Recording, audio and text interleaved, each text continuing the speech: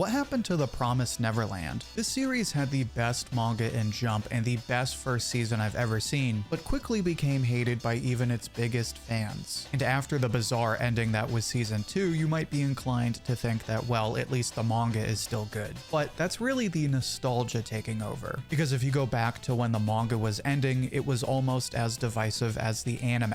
So much so that you can still find videos on YouTube like It Lost Its Way, or Incomplete Masterpiece, which after 4 years of silence just leaves one big question. Was the Promised Neverland ever any good to begin with? As someone who watched the anime before COVID and just binged the manga for the first time, I'd like to share my thoughts on the Promised Neverland as a whole, honestly address the major problems, but also explain why despite all of those problems, both versions of this series are must-see stories for casual and hardcore fans. Just be warned that there will probably be a few major spoilers in this video. So first let's talk about the anime, because if you're not that familiar with the Promised Neverland, then you should know that this is where it reached the height of its popularity. And it's that popularity that made its fall from grace that much more devastating. So the Promised Neverland manga started in 2016. The first season of the anime started in winter 2019. And before we even talk about this anime, let's talk about what else was running at the time. It was the winter of 2019, so Dr. Stone and Fire Force were just about wrapping up and both going strong. And that winter season featured both Mob Psycho Season 2 and the first season of Kaguya-sama, both insanely popular. So the fact that Promised Neverland stood out as one of the top anime of that season is nothing to laugh at. In fact, it only goes to show just how good the season is. First of all, you have the opening. And the reason I bring that up is because it's easy to forget just how good it is until you go back and play it, but just like the show, it was one of the best openings of the year. Plus you had Emma, a female lead character in a category of anime that is predominantly led by male characters. But probably the biggest reason Promised Neverland stands out so much is because of the premise. In case you aren't aware, the Promised Neverland follows the story of Emma,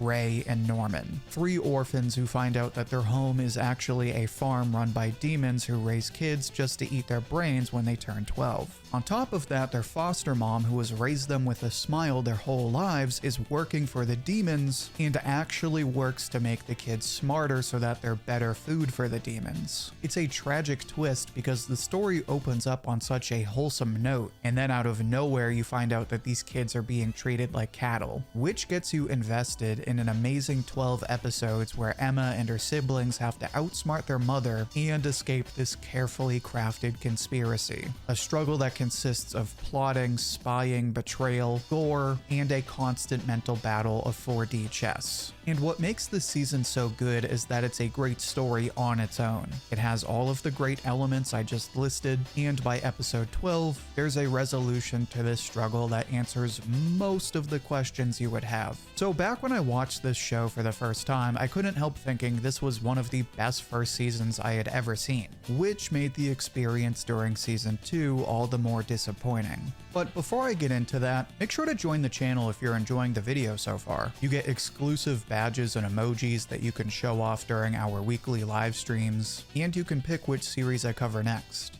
But like I was saying, season 1 was 2019 into 2020. Season 2 started just 1 year later in January of 2021. And going from season 1 to season 2 felt like a fever dream, especially if you were a manga fan. See, as much as people hate on season 2, the issues didn't really start until later in the season. Prior to episode 1, nobody really noticed any major issues in the promos or the trailers, if I remember correctly. And of course, everyone was excited because season 1 was amazing, so season 2 was going to be that much better. And manga fans were excited because the manga was hitting some controversial times, but we'll get into that in a minute. Point being that the manga fans were somewhat divided about the ongoing story, so they were looking forward to the arc that everyone loved, Goldie Pond. an arc where the now released kids were fighting against demons with AKs and ARs and just about every gun a 12-year-old should never have. So anime fans were excited as well as manga fans. That hype brings us into episode 1. Now, episode 1 wouldn't trigger any alarms if you're anime only, but if you're a manga fan, it stood out because it cut down the transition into the next arc, where the kids spent time exploring the demon world before meeting these two demons named Mujika and Sanju. Afterward, they track down a remote base left behind for children who escaped the farms. And this is where manga fans pretty much completely abandoned the anime, because at this point you're supposed to meet a nameless man that leads Emma and Ray to Goldie Pond. But in the anime, the nameless man doesn't exist and the kids never go to Goldie Pond. So for whatever reason, the anime skips one of the story's best arcs, which again wouldn't stand out for anime-only fans. But even if you have no clue, the anime reaches a drastic drop in overall quality from this point on. Existing issues in animation compared to season 1 continue. Having skipped an entire arc, the writers then struggle to tie everything together in a way that clearly feels rushed. So much so that even as an anime-only, I constantly felt like they were just rushing the story. They pretty much cut out 75% of the remaining story, almost all of the new characters that account for like half of the total cast, and they end the anime in this incredibly disappointing way, where it basically hits the same plot points as the manga, but is mostly made up to account for all of the missing content. In fact, the episodes were so bad that for the last 1 or 2 episodes, there's actually no credit given to the writer. Now, obviously, someone wrote the episodes. In fact, series creator Kaiju Shirai supervised the anime, but he didn't even take credit for the last episodes. Basically, the ending of the anime is so bad that even the people who wrote it don't stand behind it. And the weird part is that to this day, there still isn't a clear answer to why this happened. 4 years later, if you ask why they cut the anime and gave it such a bad ending, there's a bunch of different factors. First of all, it is worth noting that this took place right before the pandemic. So Cloverworks, the studio that made both seasons, had to change staff amid the crisis. It's also worth noting that Cloverworks was releasing another famously bad anime at the same time, Wonder Egg Priority. In fact, Cloverworks did to Wonder Egg Priority in 1 season what they did to Promised Neverland in 2 seasons. The show has an incredibly strong start with gorgeous animation and amazing characters with a fun premise that allowed these young characters to confront heavy issues in a mature way. But by the end of the season, the show felt rushed, there were clear animation issues, and everyone agreed that the ending sucked. Some of the staff were even sent to the hospital at the time, probably due at least in part to the pandemic, but largely because the staff were being rushed to finish the season. Point being that at the time, Cloverworks clearly had really poor management, so in retrospect, it's not that surprising to see what happened to the Promised Neverland considering the studio that was in charge. One last thing worth mentioning is that the Promised Neverland is a pretty short series. It's just short of 200 chapters, whereas most other Shonen Jump series that don't get cut usually end around 300 chapters. As a result, by the time the manga was ending, there really wasn't that much left to adapt in the anime after what should have been season 2. So there's a decent chance that they wrapped up the anime because there really weren't any more new volumes to sell. Now, that's more or less the state of the anime. If you want to watch season 1, then I highly recommend it because if I'm being honest, it's one of the best first seasons of a show ever. Naturally, you would probably respond by suggesting that people should jump to the manga after watching season 1 because the manga is so much better. And that's where I have to jump in and be a buzzkill. Because if we're being honest, the ending to the manga isn't as great as our nostalgia filters would have us believe. I wasn't reading the manga at the time, but I had a bunch of people telling me that fans were completely torn over the ending. That being said, I won't try to represent what people were saying at the time, but if you read reviews from 5 years ago, you can see a lot of the same common criticisms. First of all, as much as people love Emma in the beginning of the story, she is probably its most divisive character by the end. Without getting into any real spoilers, essentially there's 2 big problems with Emma. One of the problems is her optimism. This is exactly how Emma is introduced. While Ray and Norman are the more rational characters in a horrifying world,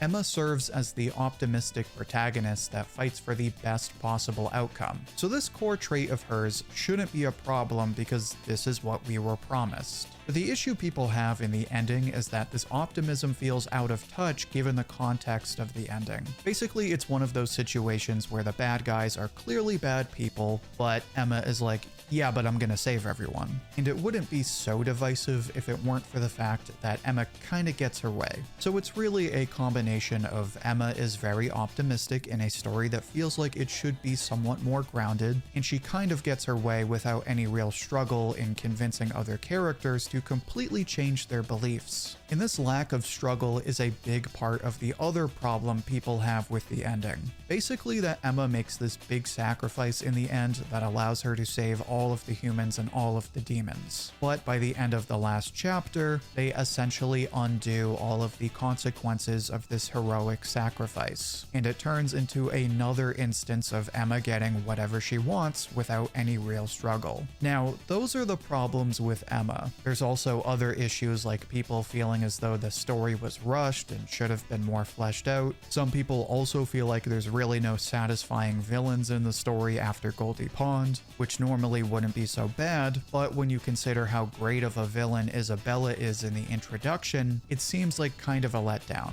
Plus, when there's not really any great villains and there's issues with Emma, you can see how someone would absolutely hate this ending. So those are the main issues with the ending.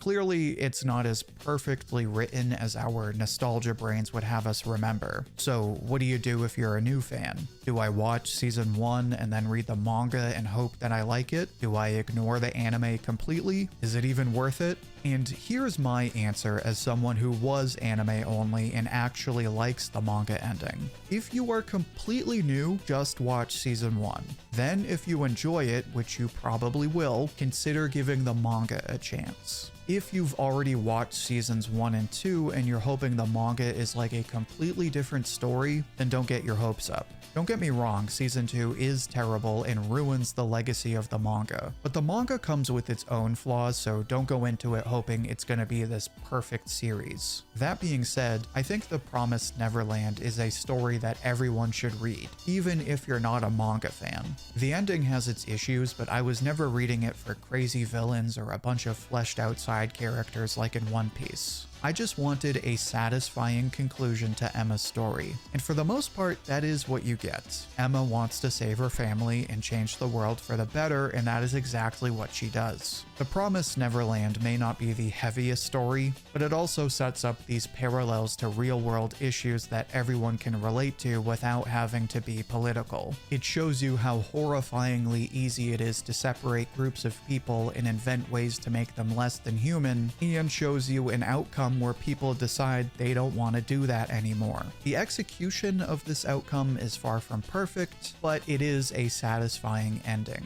Plus, like I said, the anime has one of the best first seasons ever. Season 1 is a thrilling mystery that all kinds of different fans can enjoy, which is something I still haven't really seen any show do quite like The Promised Neverland. That's why, even though it's not perfect, this story will always be one of my all-time favorites. But what do you think? How would you describe The Promised Neverland? How would you compare the anime and manga? Share your thoughts and see what everyone else has to say down in the comments. I'll pick my favorite and share it as comment of the week on my community tab. And don't forget to become a channel member. You get exclusive badges and emojis, you can pick which series I cover next, and you can even get credited in future videos. Also, check out my other manga reviews, which you can find in the playlist linked right here. Until then, thank you for watching, and I hope to hear from you soon.